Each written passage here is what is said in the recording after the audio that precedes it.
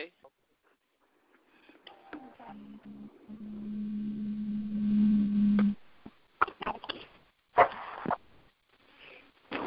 Kelly, where were you from? I am from Atlanta, Georgia. Atlanta, Georgia. Okay. How many is that of us so far? We got 5? Marcus, Baltimore. Welcome. Hello, this is Baltimore. We hear. Baltimore. We hear you, Baltimore. Very good. Happy to be with you tonight.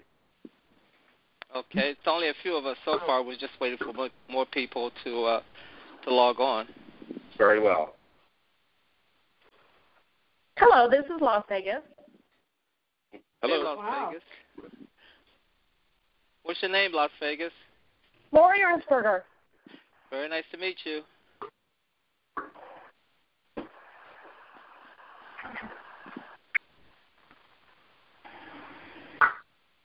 Anyone else just come on? Yes, this is Joliet, Illinois. Go ahead, Joliet, Illinois. It's nice to have you on. Who else is on? This is Mary from Los Altos, California. Welcome. Thank you.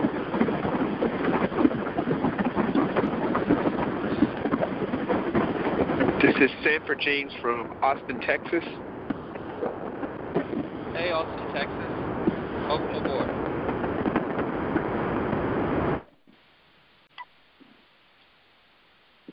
There's Annie and Lori from Leona, Wisconsin. Hey, Wisconsin. Darlene and Peggy from Las Vegas. Hey, Las Vegas. One of my favorite places.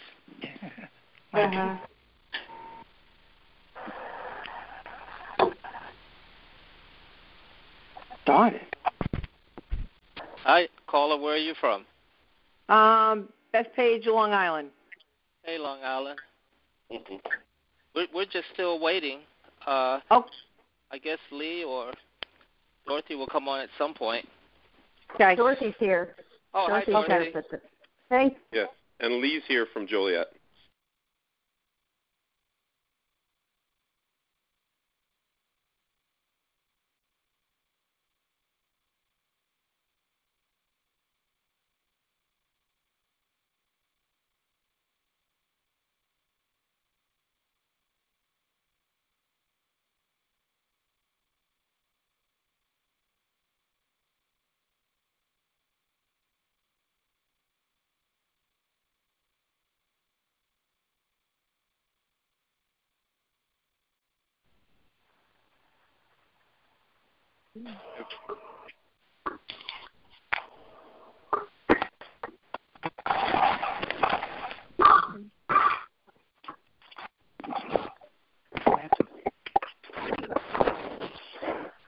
Okay.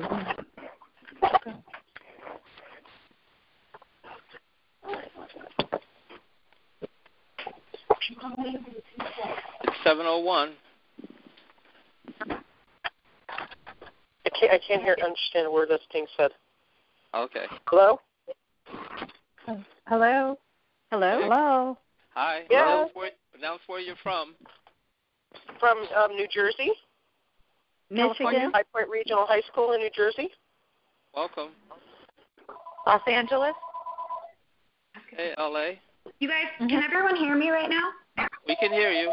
Yeah. Yes. Okay, I apologize if there was a little problem with that. So if everyone can hear me, I just want to announce that my name is Melissa Newper. I'll be moderating the call tonight. I work as the outreach coordinator here at the Bully Project. We're very excited about tonight's call.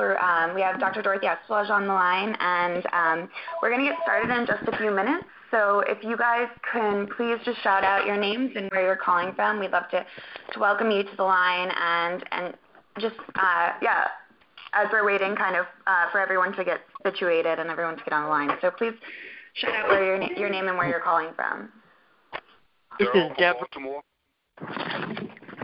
This is Lee from Joliet. Hi, Lee. How are you? Good. How is everyone? Good. Love Juliet. Rick Daniels from the Friends of Rick Daniels, Washington, D.C. Hi, Washington. Hi, Rick. How are you doing? Okay. Great, great. Daryl from Baltimore. Hey. Is that Lee? Sheila Smith from Michigan. It is Lee. Hello. Hi, Lee. It's Melissa. Hey. Brenda, Derry, New Hampshire. Hi, New Hampshire. Hi. Hi, Hello, this Carolyn is Acker Martin. from New Jersey. Oh, sorry. Hi. That's okay. Ladies first. Go ahead. Carolyn Acker, New Jersey. Good, Hey. Good to hear from you. This is Martin from Baltimore. I'm Martin from Baltimore. How are you doing tonight?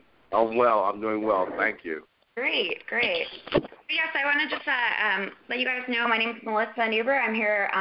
I'll be moderating the call tonight. I'm here at the Bully Project. I'm the outreach coordinator, and we're really excited. I wanted to remind you all that after our speakers finish tonight, we'll have a time for question and answer. So if you guys have a question that you'd like to ask now, you can either tweet us using the hashtag expert series, and we can pose that question, or you can wait till we open up the line. And when we announce that we're going to be starting Q&A, you can press *6 to line up for a call. So yes, I just wanted to repeat that the hashtag that you can tweet in your questions, that is expert series. It's all one word.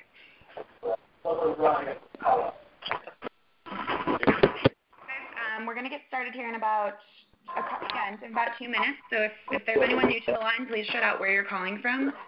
Tanya Chavez, Sacramento, California. Hey, Sacramento. Hi, Tamika Milton from Virginia. Welcome.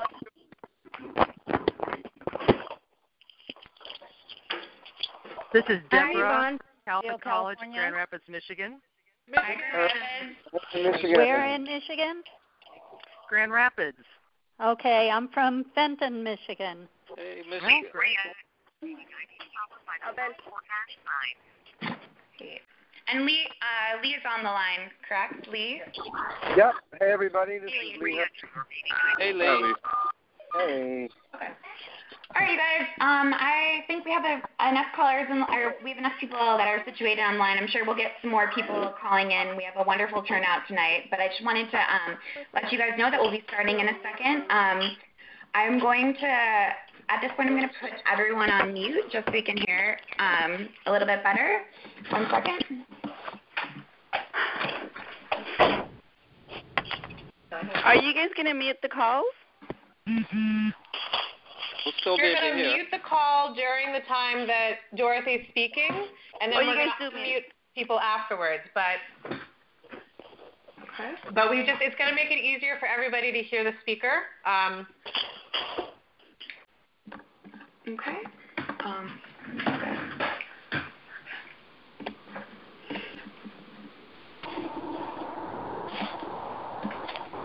So I've just placed everyone on mute. I just want to now turn the floor over to the Bully Director, Lee Hirsch, who's on the line with us. We're very excited about tonight's call, and Lee will be introducing tonight's speaker. So, Lee, go ahead. Hey, welcome, everybody. Thank you for joining us. We are so excited by tonight's turnout. I think we have well over 350 people on the line with us. I am delighted to introduce you all to Dorothy Espelage. She is a friend and a great inspiration to us at the Bully Project. Dorothy is at the forefront of world-changing research on the topic of adolescent bullying. She is a distinguished scholar, professor of psychology at the University of Illinois, and has fellow status in Division 17, that would be counseling psychology, with the American Psychological Association. Her research focuses on translating empirical findings into prevention and intervention programming. Dorothy is currently funded by the CDC in conducting a randomized clinical trial of bullying prevention program in 36 middle schools across the country, as well as being funded by the National Science Foundation to develop better methods to assess bullying among adolescents. And if all of that isn't impressive enough, Dorothy authored a 2011 White House brief on bullying amongst LGBTQ youth, and so much more. How are you tonight, Dorothy? I'm very good. How about you, Lee? I am great. I am so excited for you to be taking the reins here. It's been an incredible series, and really just thank you so much for being with us tonight. So with that, I will turn it over to you. Great.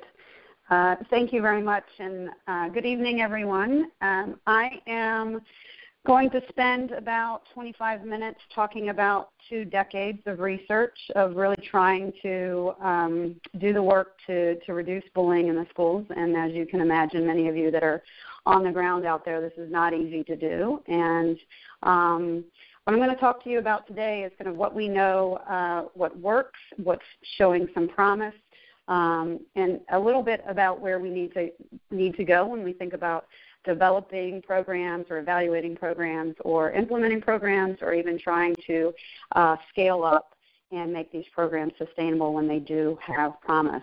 It's very important the one kind of caveat is that I am a social scientist that really does look to try to create and evaluate evidence-based practice. And this is a term that we throw around very loosely out there in the field.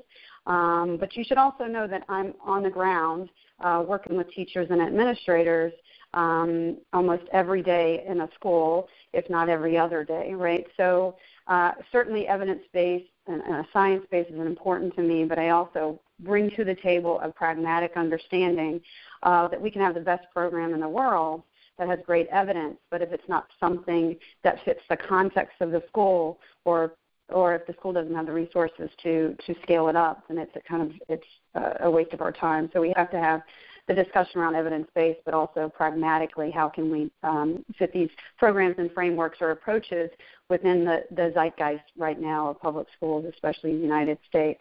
So I want to remind everybody on the call that if you don't know exactly what evidence-based practice is, you can certainly email me after this, and I'll send you a PowerPoint that I'm kind of reading from. We should really recognize that evidence-based practice involves best available research for us, for those students that we're working with, for the context and the settings we're at.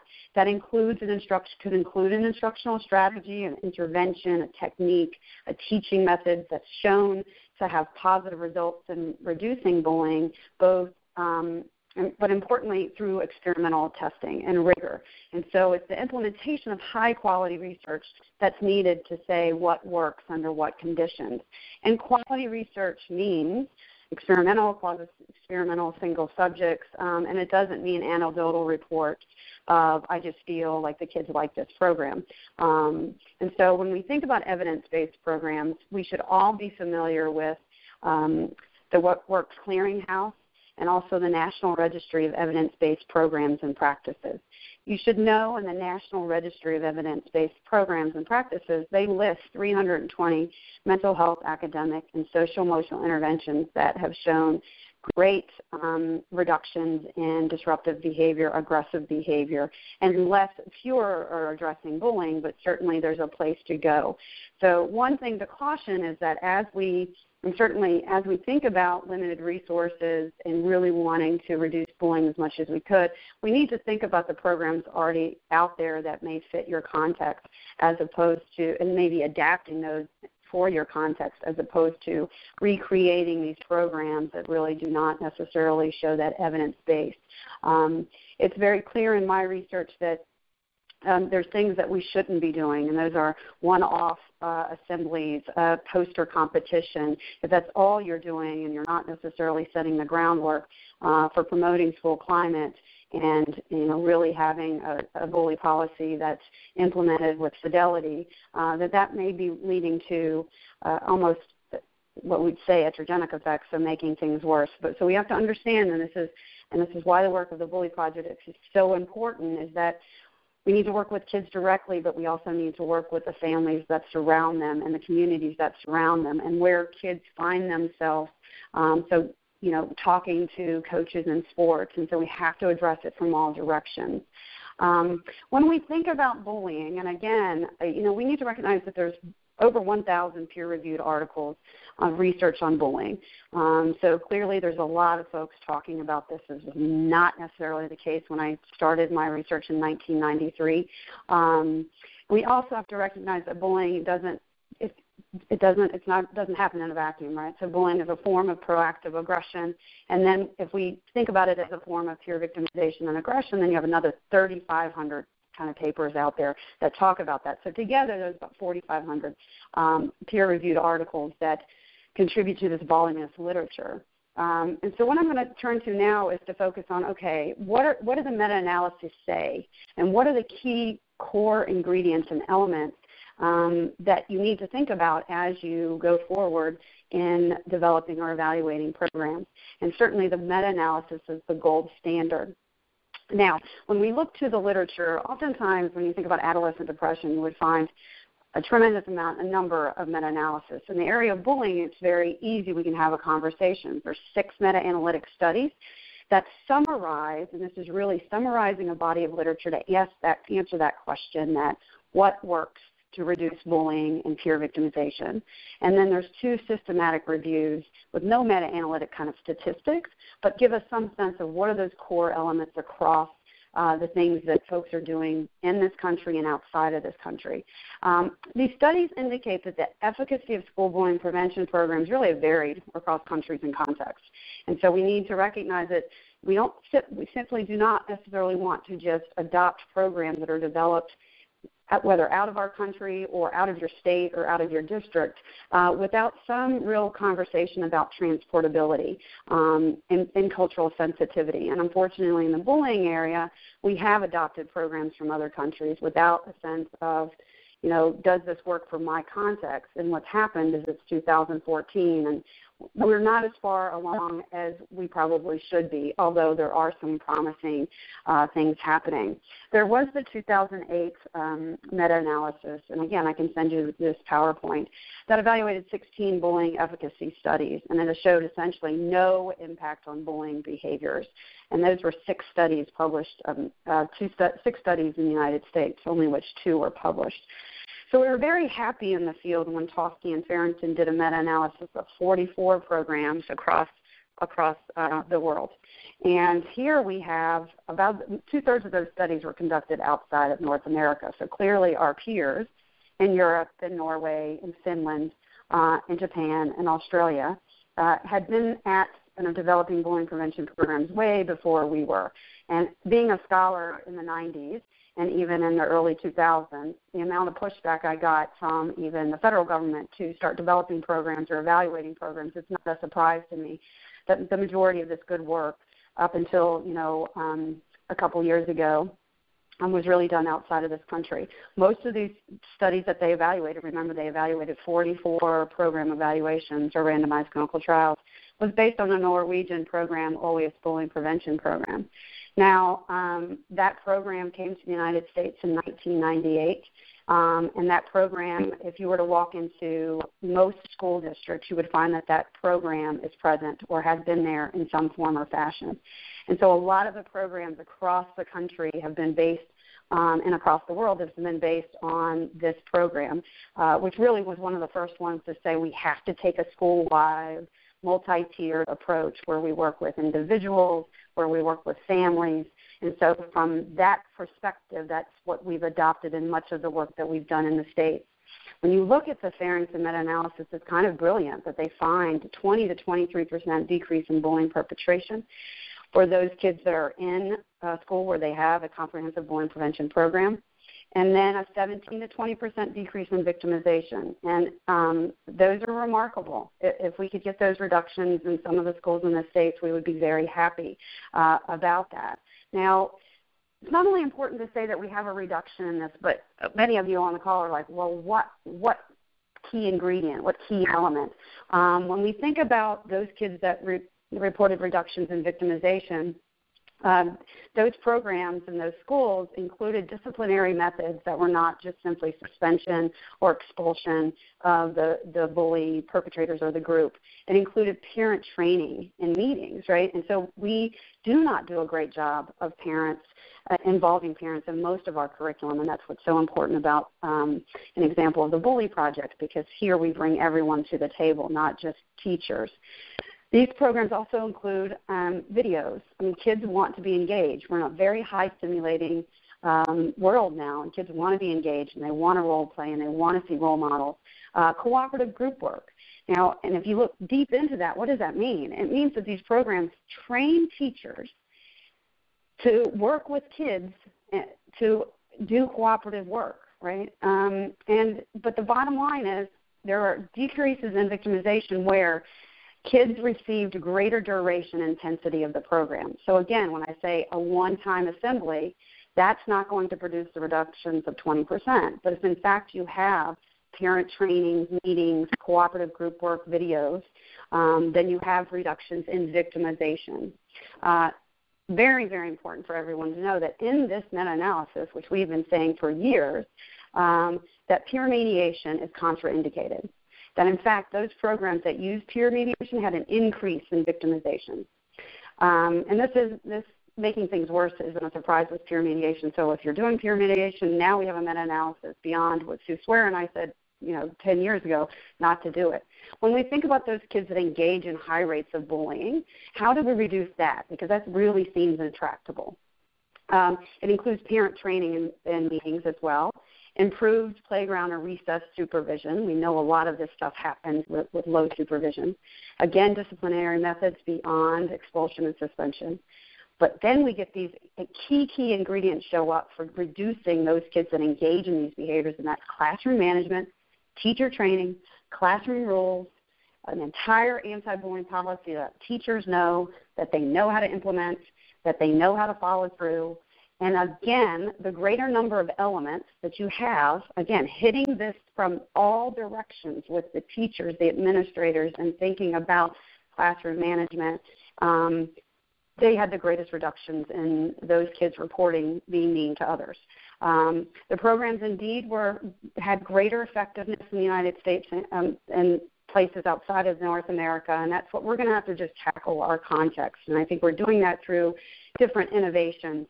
And so that doesn't sound really good, Dorothy, that we in North America. No, it means that we need to start thinking creatively, which we've only started doing in the last few years, right? So we had this idea that we would take programs from other countries, plop them into our districts, and then we throw our hands up and say, why isn't it working?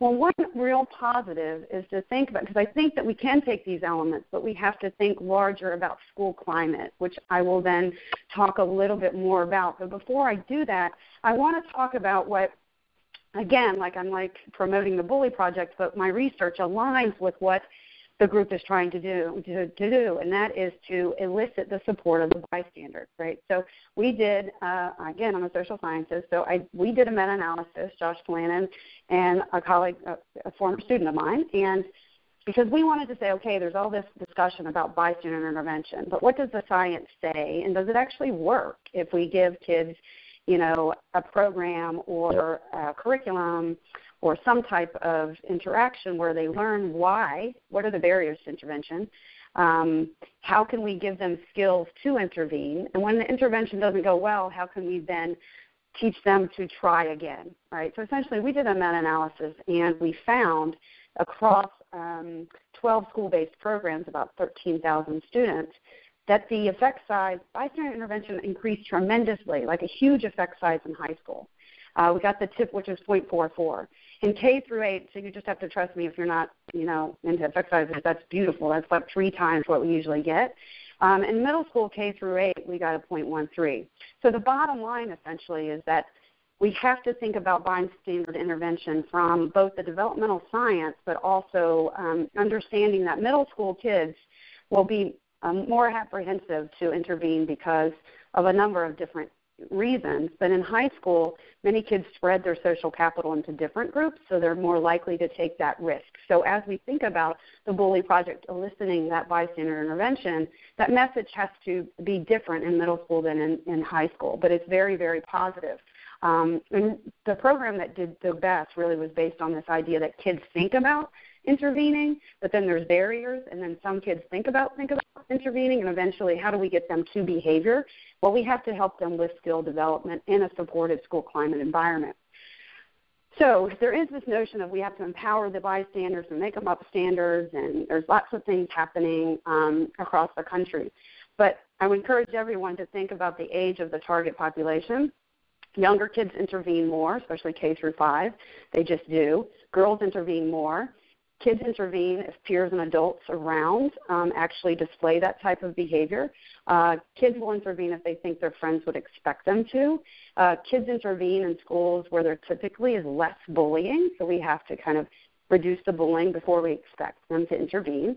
And it's unknown how long we actually have to intervene and deliver these types, but it's clear that kids, through modeling in the media, awareness raising, which the Bully Project does, but then how do we get them into action, right? And so that's where we have to think about what's the skill set that kids need. And, of course, it varies by student. I also want to make it very, very clear that we know, in another meta-analysis, I sound like that's all I do is meta-analysis, we're very concerned that the efficacy of our programs by 8th grade are actually 0. And in high school, what we're doing in high school actually makes things worse. Now, why is that? Well, it's because we've taken positive behavior intervention supports and put it into high school. It was never intended. That PBIS was, designed as a system for special education students, and we've now made it kind of this general ed. And certainly, if you hang out with high school students, they don't necessarily not going to respond to reinforcements like, say, a second grader would. And we're also putting some programs that were developed K through 8 into high school. So the message is very, very clear here that kids by the 8th grade do not necessarily want to be told what to do if they see a bullying situation. At this point, they want to figure it out themselves. So we have to think about the messaging. And again, this is why social media campaigns are so important that are youth-driven, because some focus groups they did with Canadian students, the students said very clearly, if I like a teacher and I feel that teacher cares for me, then I will do what that teacher says. But if I don't care for that teacher and I know the teacher doesn't care for me, I'm going to do the exact opposite of what they told me to do. So we have to think about the developmental perspective over time and be sensitive to that. What we do with 3rd graders is not what we would do with 7th graders, and certainly in listening, youth involvement from grade 8 to 12th grade seems to be very, very promising for us. And so some other strategies to think about, what has been emerging consistently K through 8 and showing great promise is what we call social emotional learning approaches. And so we evaluated in a recent study the second step, Committee for Children's second step at the middle school level, grades 6 through 8 in 36 schools in the states of Illinois and Kansas. And within 1 year in that study, and you can imagine that was a big study, within 1 year we had the kids in the second step schools were 42% less likely to say that they got in a physical fight on campus. And by year 2 in the state of Illinois, we had upwards of 50%. Those kids in the second step schools were 50% less likely to engage in homophobic name-calling and sexual harassment perpetration. And you should know that sexual harassment in middle school is really just unwanted sexual commentary and rumors. Now, why is that important? If you've read any of my work, you know that I have this mantra that says bullying doesn't happen in a vacuum, right? That bullying is a precursor to other forms of interpersonal violence. And certainly in my work through causal modeling, we found that kids that engage in high rates of bullying in 5th and 6th grade are then more likely to engage in homophobic name-calling. And when there's homophobic name-calling and that kind of language within a school, it creates a hostile environment. It creates an environment which the kids need to demonstrate their heterosexuality. And the best way that they do this, and I'm sure there's other ways, is to sexually harass a peer. Now, in some recent work that we just are working to publish, we take it a step further. So you can imagine circles in your mind that there's bullying perpetration, then escalates to homophobic name-calling. Where there's homophobic name-calling, there's sexual harassment perpetration. Take it a step further into high school, then those kids that engage in high rates of bullying in 5th and 6th grade, all those mediators, homophobic name-calling, sexual harassment perpetration, guess what? Teen dating violence perpetration, and that's a 5.5-year study. And so it's very important to recognize that these types of behaviors that we call mean and cruel become much more nuanced as the kids take on different roles, and as kids, work through their gender identity issues, and as there are toxic environments that they may be in. And that's a concern for us because of we know teen dating violence in high school is associated with intimate partner violence into adulthood. So we need to think not necessarily just about defining bullying and having them know the types of bullying, but for us to understand that there's a very clear socialization process, that we must talk about gender and the language that we use. So in this study, the fact that we reduced homophobic name-calling, physical aggression, and sexual harassment perpetration simply by talking to kids about empathy, perspective-taking, the language that we use that marginalizes certain youth, sexual harassment, alcohol and drug use, communication skills, listening skills. Again, social-emotional learning offers great promise. Now, we're not the only ones that have shown this, right? Certainly, Mark Brackett's The Ruler Approach has shown very positive reductions in disruptive behavior and aggressive behavior simply by promoting emotional intelligence among children and youth. Mark Greenberg's The Path program has consistently shown reductions in aggressive behavior and increases in pro-social behavior. So in some ways, we need to recognize that we are talking about social-emotional learning not just because we're promoting emotional intelligence, because it has an impact on academic functioning. So when we look at Durlach's meta-analysis, if you have to make an argument in your school district or wherever you work of like people will say, I don't have time to talk to kids about social-emotional learning for 50 minutes, take that meta-analysis, get that from me, put it on, go to the school board and present it and say kids in schools with social-emotional learning, they have 11 percentile increase in academic test scores, right? That's why we're having this conversation. Congress and Senate now get to, this is bipartisan, that we will reduce aggressive behavior, in some of these cases bullying behavior, creating safer environments. Kids can think more clearly and their test scores go up.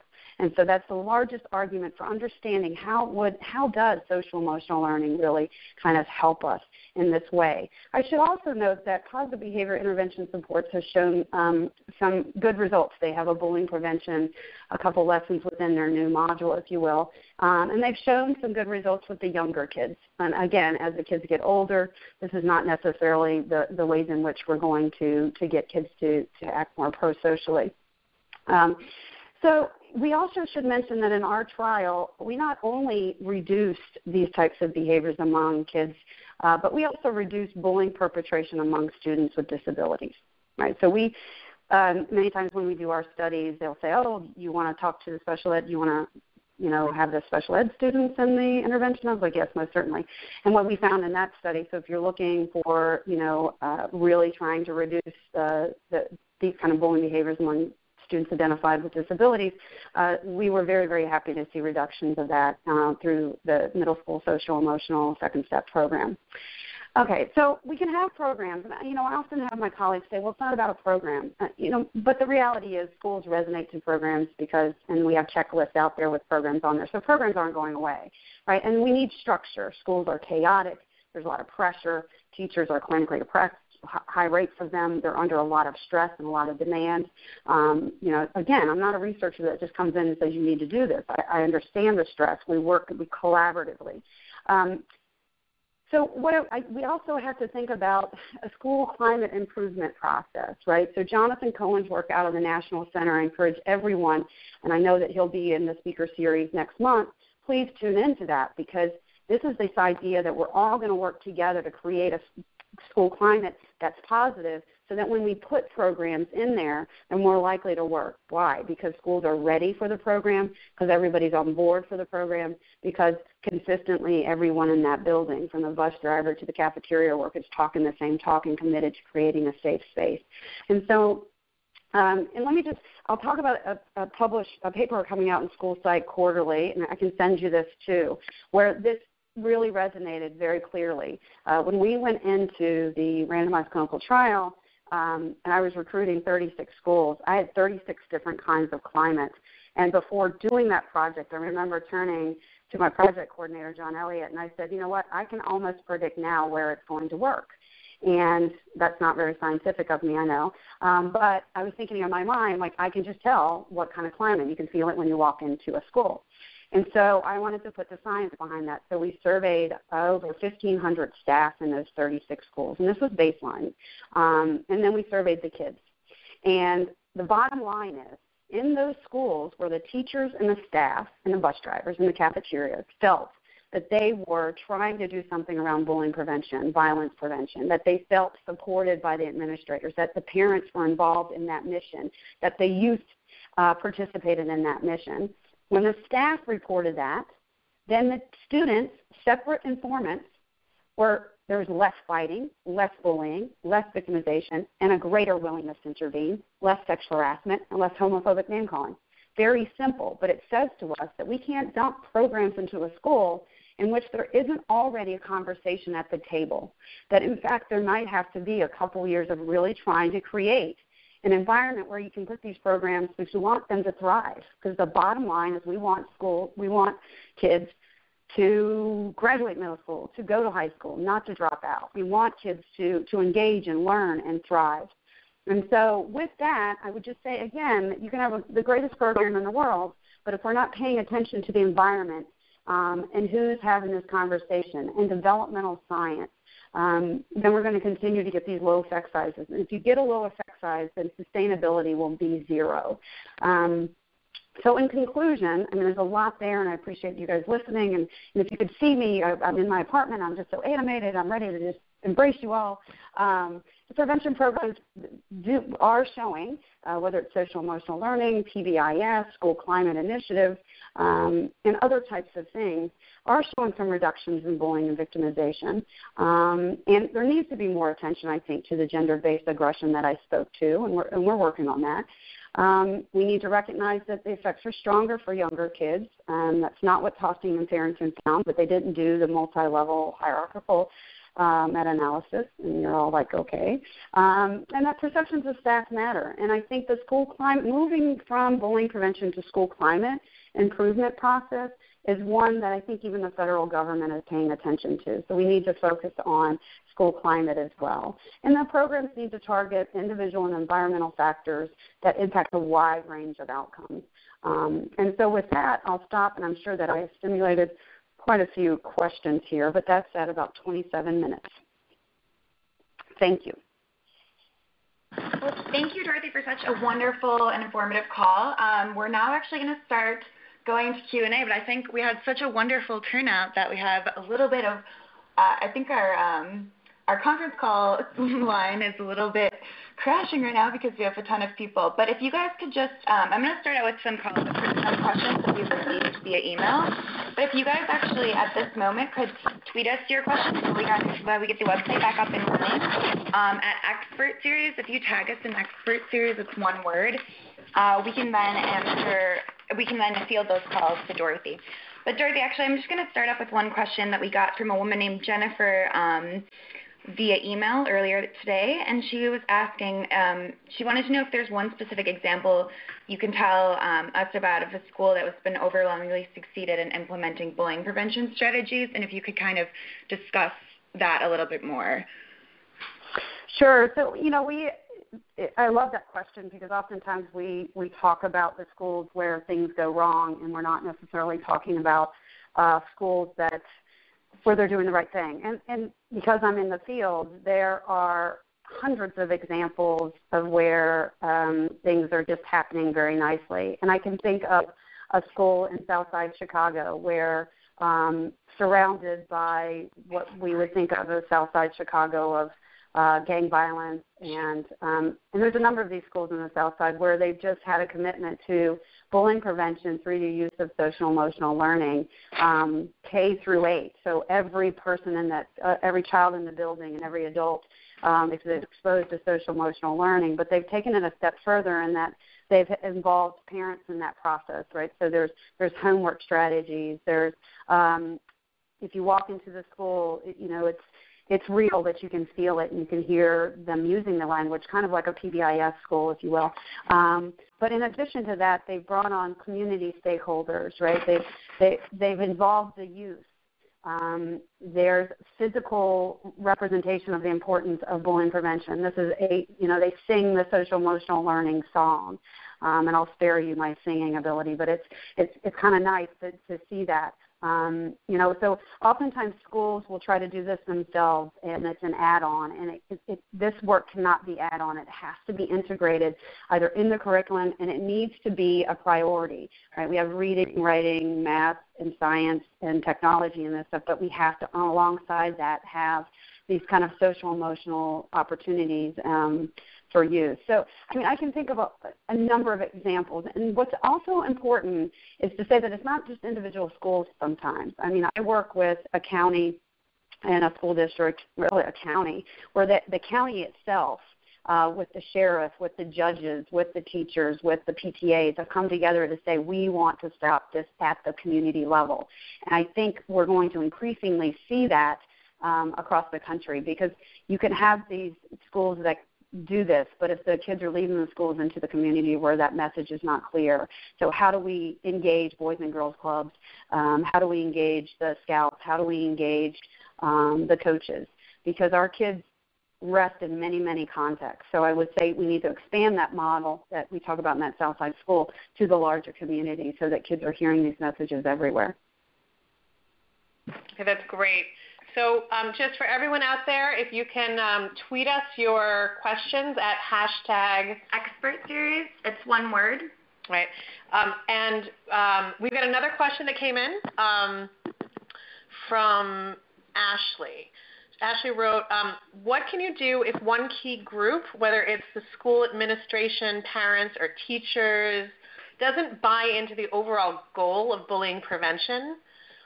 In your experience, Dorothy, how can you persuade any one group that the only way to effectively transform school climate is if there's, cooperation and buy-in from all the parties involved? Yeah, and this is a real serious question. It's a good question, and it's one that I face all the time in recruiting schools to the table, and there's just this resistance and immediate defensiveness, like why our school, why our district, we don't have this issue. And to be honest, I think even the word bully, invokes emotions and people shut down from it for whatever reason, right? So we can talk about people's issues. But I think I'm a social scientist, so I try to talk about the data in a very accessible way and link it to academics. And I think we all need to learn that we're only now talking about, in quotes, soft skills and non-cognitive kind of skills.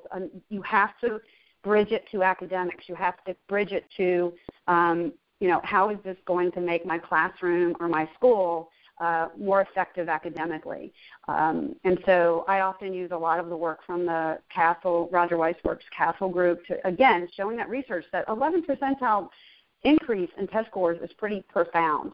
I also am a psychologist, so I try to reach people and say, I want to understand why you would not want to work together with the stakeholders in this community, whether it's the school or whatever we're talking about, to make it safer. So can you frame it? In some cases, I have to frame it not as bullying prevention, but as school safety and school climate and academic engagement. And so you just have to understand your audience. But it's a very, very good question, and it's, I'm glad that I don't get as much pushback as I did, say, 15 years ago, but it's still out there, especially when I start talking about gendered bullying or sexual harassment. No one wants to talk about that because they think in some ways I'm talking about sexual orientation and I'm promoting an alternative form of sexual orientation. And what I do in that case is I show them the data that actually all of this behavior leads to the denigration of girls and promotes traditional masculinity for boys, which both are really bad for society. Okay, great. So then the next question we got in from someone, they tweeted in, what's the most effective first step in transforming school climate? If there's one sort of first thing to do. Yeah, the first thing you need to do is to understand what your climate is, right? I mean, we're data driven, and so you have to first, go to the National School Climate Resource Center or, email people that are doing school climate, get a really solidly good measure, and survey your kids, survey your teachers, survey your parents. The issues vary from school to school. I can be in the same school district a couple miles away, and I could have in one school where there's a serious issue around cyber aggression, and in the next school it could be something completely different, and it could be sexual harassment. It could be we have toxic teachers. You need to figure out what's going on, and there are great measures out there to do this. You don't have to do this work, but you certainly can't put a plan together if you don't know where your needs are. And the best way to do that is to survey, or you're just going to be like throwing darts in the dark or something. I mean, just that's the first priority. Okay, great. So for everybody out there, we're sorry, we can't do what we usually do using with phone calls, but we can keep getting your questions that you send us by Twitter. So hashtag expert series, one word, hashtag expert series. So keep the questions coming. In the meantime, we've got a question from Alan. What have you found to be the most surprising trend in your research regarding the effectiveness of different bullying prevention strategies? Yeah, we just finished the publication today, so thank you, Alan, for that question. And this isn't going to be a surprise to anyone, but it's nice when you find it quantitatively. We found in our studies, and some folks have found that they don't measure this, but in our study we asked teachers the extent to which they implemented a program, how long they prepped for the program, whether they prepped with a team for the lesson, whether they prepped for a current team, whether they consulted others, whether they spent money on it, and then whether or not within social emotional learning they use the content or the material of the lesson outside of the lesson. So if there was a bullying incident on the playground, did they refer back to the lesson? Now, many on the call would say, well, they should be doing that. Well, yes, they should be doing that, but we don't necessarily train them to do that, right? So we found in this paper today, bottom line, most beautiful finding, I'm so excited. And my mother would be like, oh, wow, you got millions of dollars for that. Yes, but this was what's important. We found that those teachers in those second step schools where the teachers prepped the lesson with a team, prepped the lesson with others, processed the lesson in a team, and then also engaged in what they call co-reteaching or teachable moments, and teachers on the line will know what I'm talking about, that the reductions in bullying, perpetration, and victimization, there's a lot more reductions. If, in fact, the teacher just delivered the 50-minute lesson and then kind of folded up the notebook and put it down, the kids continue to kind of engage in mean and cruel behavior, right, because they compartmentalized it. And so that's something that kind of happened today around the efficacy of this program. And so what it means to me is that how do we, now that we understand this, and some teachers just may do it naturally because that's just their natural propensity, or they were PBIS and they've had coaches so they understand that kids need to practice these skills in real live time motion kind of thing, that we have to do a better job. If we want sustainability of these effects, that we have to think about promoting co-teaching of these programs, and also role play with teachers, ways in which they can use the content outside of it. And it also speaks to what we all write about, right, but we haven't figured out how to do this. It's how do we institutionalize these types of things of pro-social behaviors and SEL so that it becomes just part of the ways in which we speak. And I think many teachers do that, but a lot of teachers do not. And so that's one interesting, intriguing thing that we now, as opposed to does a program work, what do we know about implementation science? What do we know about how the teachers are engaging with this curriculum or not engaging with it that brings about even higher results? Beautiful, beautiful. Thank you so much. We're getting some amazing questions in via Twitter. Once again, if you guys want to tweet us your questions, just use the hashtag expert series. So this question is coming from Rachel, who asked, how can you get these types of programs in a rural county school system that is a major bully issue from the ages of kindergarten through 12th grade? Yeah, so this is, I've done some work in rural areas where K through 12 are all in the same school building, and, they know everyone, and victims that remain stable victims, right, because it's a different type of context. So when you think about social emotional learning programs, you have to think about where in your state are there funds for these types of programs? So that's the one first question. And so oftentimes you can work with the developers, whether it's Committee for Children, whether it's Mark Greenberg's group at Penn State, whether it's Mark Brackett's group at Yale.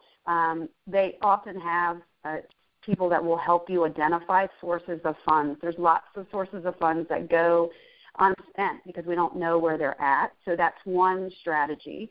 When you think about your school climate improvement plan that is increasingly becoming mandatory, these are ways in which you can work with your state boards and your departments of ed to figure out where are the monies. In addition, even if you're in a rural area, you can partner with your local university, which then opens up another pot of money.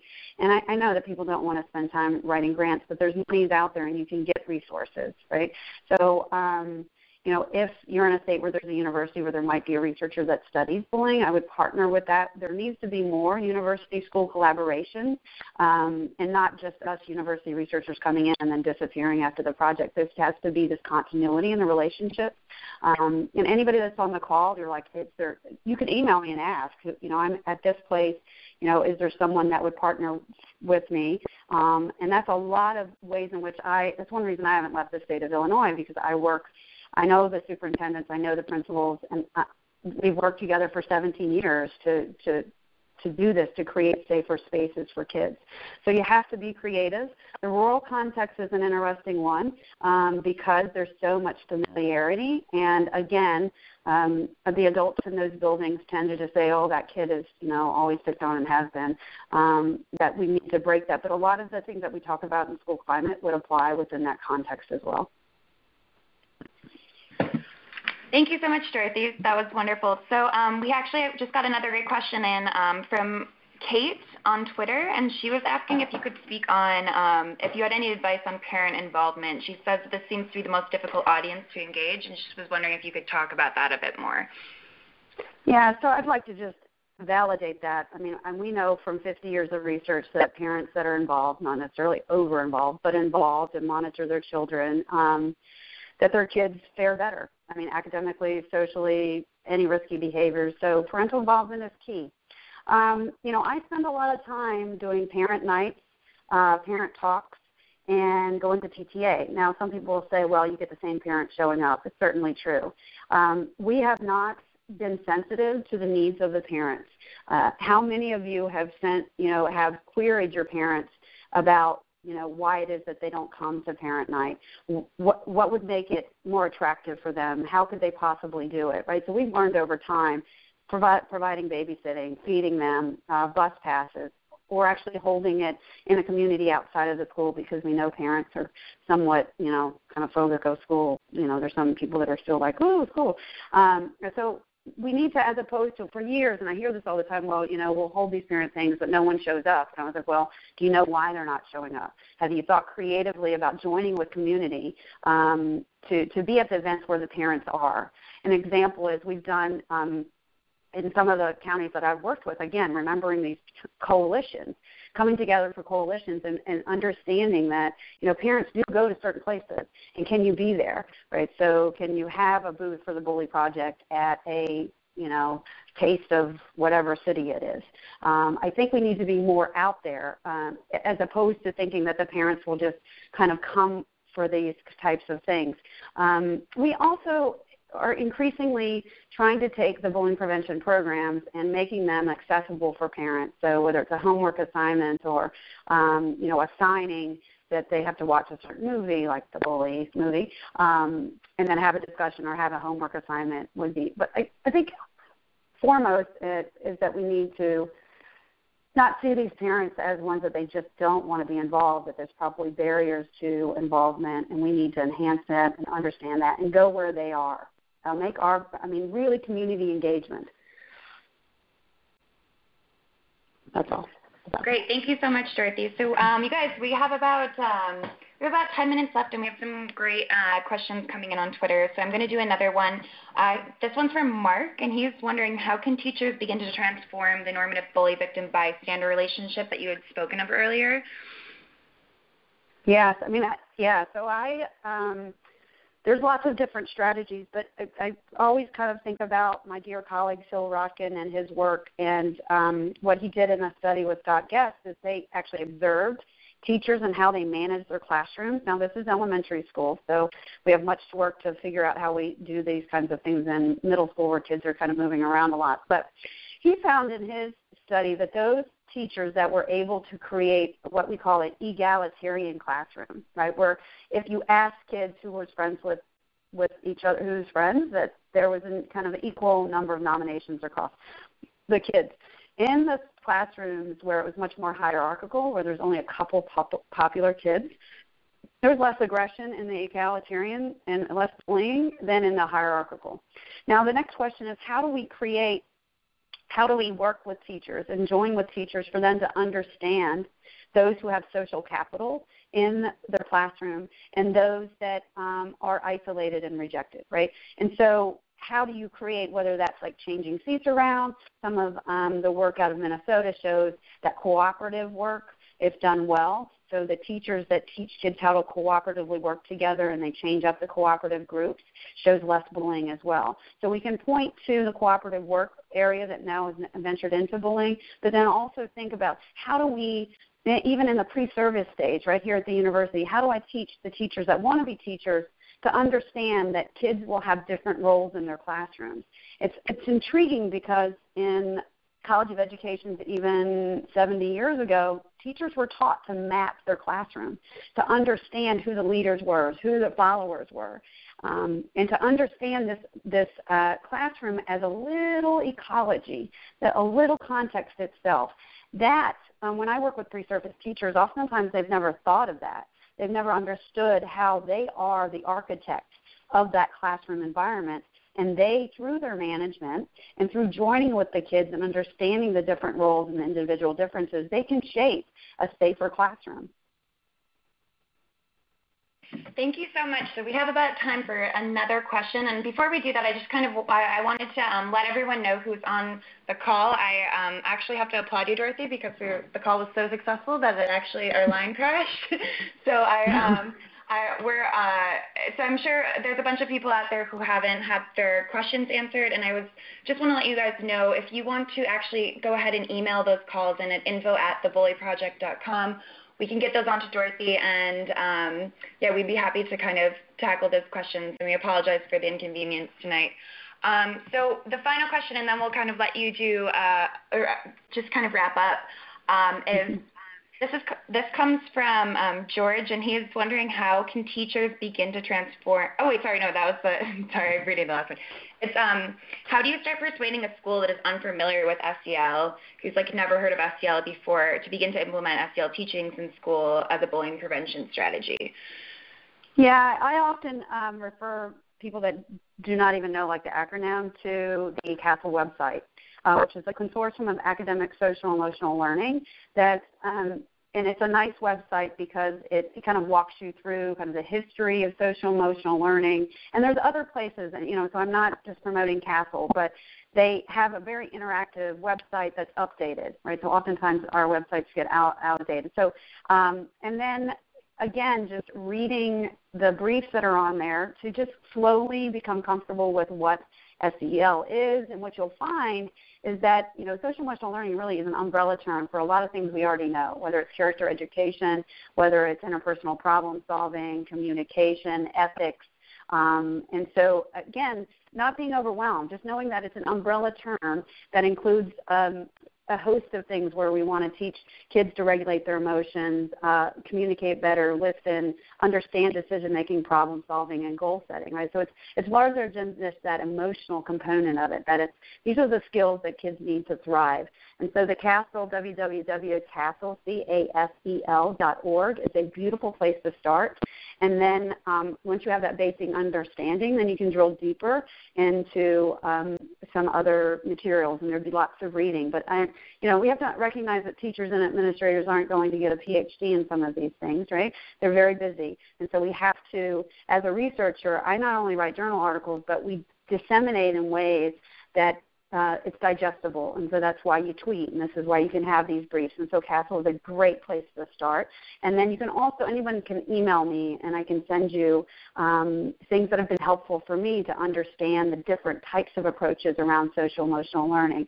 Because SEL isn't just a curriculum, right? SEL can be in math, and SEL can be in the sports field. SEL, these are skills that we all need to be able to regulate our emotions and be respectful of one another. So you can certainly email me, and I will I'll provide you resources, because we just want to make kids thrive and strive, and so we have to do this together.